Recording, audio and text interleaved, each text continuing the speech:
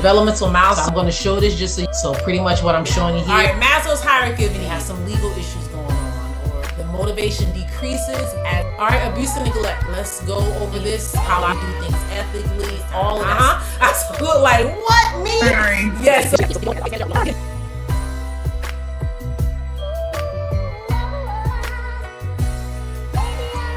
Developmental milestones. This is pretty much everyone on this call should know what normal developmental milestones look like. You know, physically, motor wise, cognitive wise, language wise. Like there's certain things that you know a child should be doing at 12 months. They should be doing at 2 to 3 years old. They should be doing 4 to 5 years old. So I'm going to show this just so you guys can see it and understand, but these are typical things. If you have a child that's 1 year old and they're not using 1 to 3 simple words, saying mom, dad, things like that, that's kind of concerning. You want to look into that. Object permanent, that age group. You have someone 2 to 3, all these things, looking at the word phases and so forth. So keep in mind what normal behavior looks like and what would be some red flags. Social and emotional learning, parallel play, that's very common between the ages of 1 to 3. Cooperative play, 3 to 6. Competitive play, 6 to 12. You can see how it starts changing as they get older. Same thing with sexual development. They start gender identity. They know that they're a boy or a girl. And then 4 to 5, they start playing doctor, doing some exploring. So that's completely normal. When the parent says, oh, my son, took his pants down, or I saw him touching another child, they're curious. It's not like, oh my God, something's wrong. It could be an indicator of sexual abuse or things like that, but we want to kind of know a little bit more details when we start jumping to that conclusion. Some of these things are just appropriate for childhood curiosity. School age, sexual interest subside during the latency stage, but in puberty, that is when sexual orientation consolidates. They start going through their cycle. Young men are experiencing masturbation, things of that nature. These are what's taking place, sexual development. We need to be aware of it. It might not be a comfortable topic, but a lot of our clients don't have anyone else to talk to or address these things with. So you need to be comfortable and aware and able to discuss these. Spiritually, you need to understand what's taking place in early childhood, school age, as well as adolescence. And these are just some quick things to kind of look at and understand when it comes to milestones, what you will see. These are some red flags. Clearly, if you have a child that is bedwetting or has some bruises or injuries, that's concerning. First thing we want to do is a medical evaluation. You want to rule out there's no abuse or any organic causes for the bedwetting. And then also for the abuse, to make sure there's, no abuse or neglect going on. So pretty much what I'm showing you here is the domain: physical, language, social, sexual. And these are the warning signs when things are just not right in those domains. And then what is the first? If the question says, what is the first thing we do? These are the things you want to identify and handle initially before we jump to doing anything else. Practice questions. Let's see if someone can answer this first question. Who wants to volunteer? I'll do it. Go ahead. A social worker is assessing a 4-year-old child referred by his preschool teacher. The teacher reports that the child speaks only in 2 to 3 word phrases, has difficulty following simple directions, and makes limited eye contact with peers. What should the social worker do first? So A, refer the child for a comprehensive autism spectrum evaluation. B, refer the child for a medical and audiological evaluation. C, initiate a referral for speech and language therapy. Or D, complete a developmental history with the parents. So the child is 4, speaks only in 2 to 3 word phrases. I would say B, rule out medical. All right. Okay. So you're going to refer the child for medical or audiological evaluation. Okay. Anyone else want to chime in and share what they would think of what they're thinking? I think it might be D, actually, because there could be a reason if they have 3 languages at home or something like that we don't know about yet. True. Okay. And I was just reading that also. What answer are you going with first? Let's see what answer. You switching from B to D, or you sticking with B? I think it would be smart to know what the developmental history is. That might make sense of some of the things. Okay. All right. So you're a social worker assessing a 4-year-old child who was referred by his preschool teacher. The teacher reports that the child speaks only in 2 to 3 words, has difficulty following simple directions, and makes limited eye contact with peers. D is in David, so you got the answer incorrect. Wow. And I had it right. Because you were correct. correct. And I'm glad. I'm just sitting there thinking to myself how you pick the answer. Somebody comment, you like, oh, I just read D. I think it's D too. And I'm like, how are we gonna do? We gotta know this thing and stick with it. It clearly said in the earlier slides. If we went, I know I didn't go through it in detail, but I said you gotta know what's developmentally appropriate for a child. This child in this scenario was 4. 4 years old. What is let's do RSVP for a moment. Forget that it's the first question. Let's do RSVP. What is your role in this scenario? Who are you? You're assessing, and it doesn't sound like the assessment was yet finished. No, that's not the question. I'm a social worker assessing a 4-year-old referred by his preschool. So a school social worker is your role, first and foremost. And the question says you are assessing him already. The first question, we're already doing that. We're already assessing. And then it says the teacher says the child only speaks. If you assessing them, I'm sure you talking to the kid too. So that's why you got the initial referral. But now you assess. He's only speaking 2 to 3 words. He has difficulty following simple instructions. So you're just trying to see if what the teacher is, sharing with you gives limited eye contact. Clearly, then we had somebody add in that the child speaks another language at home. Like we started adding our own stuff. Like maybe there's a language, which I'm sure if the child spoke a different language, then the teacher should clearly know that. If he, anyway. Clearly, that's my hang up. What the question is asking. So in this case, the child symptoms, speech delay, ignoring directions, poor contact.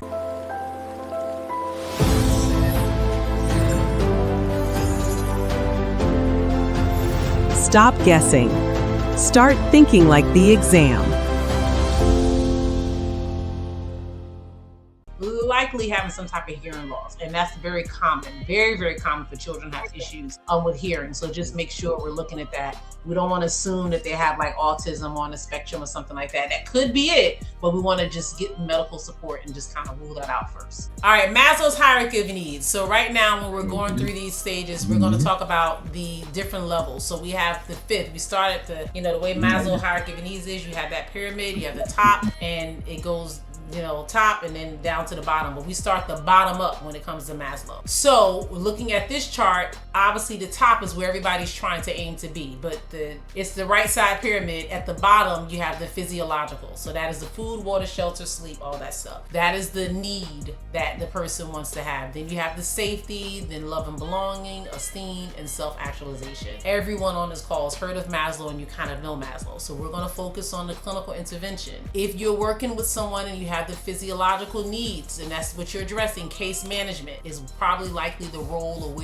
how you're dealing with the client. You're likely dealing with housing, getting them food stamps, medical care, shelter, that kind of thing. And then you have the safety. That is when you're doing safety planning. Maybe they're in a domestic violence shelter, or they have some legal issues going on, or things of that nature, safety components. And then you have the love and belonging. So group therapy, family therapy, social skills, trying to have that connection with others. Esteem, you might be looking at some CBT for the negative thought process. Maybe they don't feel a certain way. They have a lot of cognitive distortions, so you're trying to help address that. You're dealing with empowerment, praise, validation. Those are some of the interventions and things that you would likely be doing, addressing that stage or that level, should I say, with Maslow. And then you have self-actualization. This is insight-oriented therapy. This is career focus, exploring hobbies, creativity, all those types of things. So the reason you look at Maslow, we kind of understand these levels, but I wanted you to take it a step further and kind of understand the interventions on how you would show up as a therapist when dealing with those levels. Now, I've heard D needs and B needs have been showing up on this exam, and to be honest, I hadn't heard a lot of it prior to someone asking me 3 boot camps ago about it, and it was like, oh, wait, and it was like, it shows up on the exam quite a bit. So understanding D needs and B needs. D needs are the deficiency needs. So basically, that's deriving from some type of deprivation, not getting something, lack. That is a D need. The motivation decreases as that need is met. So once you eat, you stop being hungry and you can kind of move forward and moving towards those B needs area. But these are the things you want to make sure. The physiological, safety, love and belonging, esteem, those are the levels that you need to address and make sure the D needs are being met or addressed. All right, practice question. Let's see. A social worker meets with a homeless client who states he has not eaten in 3 days.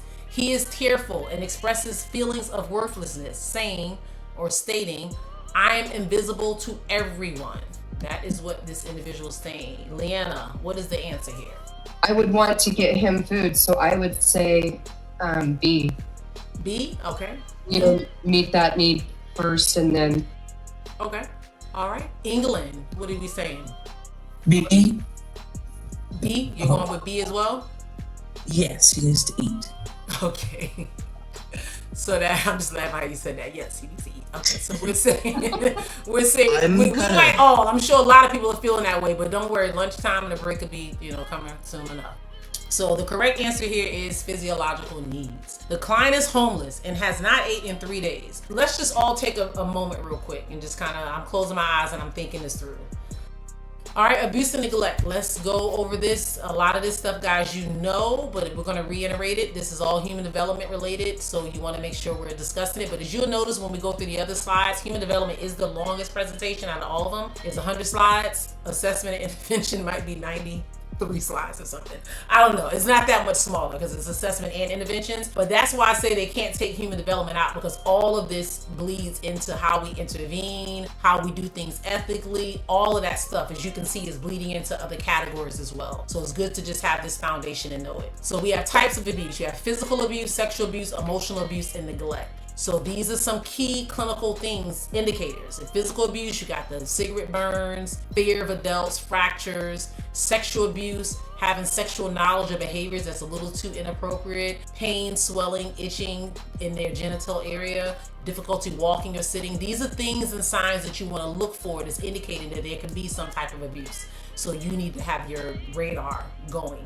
Oh my goodness, and really assessing to see what's going on. All right, emotional abuse, you have the habit disorders, you have conduct disorders, neurotic traits such as sleep disorders, all that kind of stuff. Extremes of behaviors, either overly compliant or they can be overly aggressive. And then neglect, consistent hunger, poor hygiene, hoarding food, lack of supervision. These are types of abuse. I know you guys know what they are, but I wanted to give you some indicators so you're familiar with what you see. Children, older adults, universal red flags, inconsistency in stories, doctor shopping. You see that a lot when people are taking medications and doing things that they, trying to get medication and hospital seeking, with doctor seeking. Delay in treatment, waiting days to seek help for serious injuries. Partner and parents answer for the child, like the caregiver dominance. You can see that when you're dealing with children and older adults. And you see a lot of scenarios where you're working with an older adult, you notice something's off, maybe a bruises or, the way they're not getting eye contact, and then they'll say something like the son was overbearing or answering all the questions or not letting the parent talk. Those are all red flags. All right, so let's jump into this scenario. Who wants to read this one? Let me see who I'm gonna hold on for this question. Tasha. I read it, Oh, that's funny that you called me because I just volunteered to read it. Oh, I was gonna say no. You Natasha. I said Tasha Woods. I said Tasha Woods this time. I look like what me? Sorry. Yeah. So no, that's fine. I'm gonna let you. You can piggyback. I'm gonna let the Tasha read the question and answer it, and then you let me know whether she's right or wrong. Natasha, go ahead.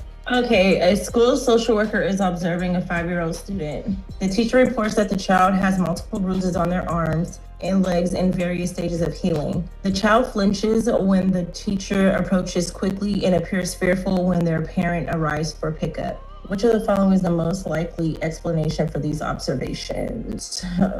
Normal childhood play accidents, physical abuse, cultural healing practices, osteogenesis imperfecta. Okay. I will you said that. B. I was looking at it a little bit longer. You went right through it. Osteogenesis imperfecta. Oh, sorry. No, you did good. Go ahead.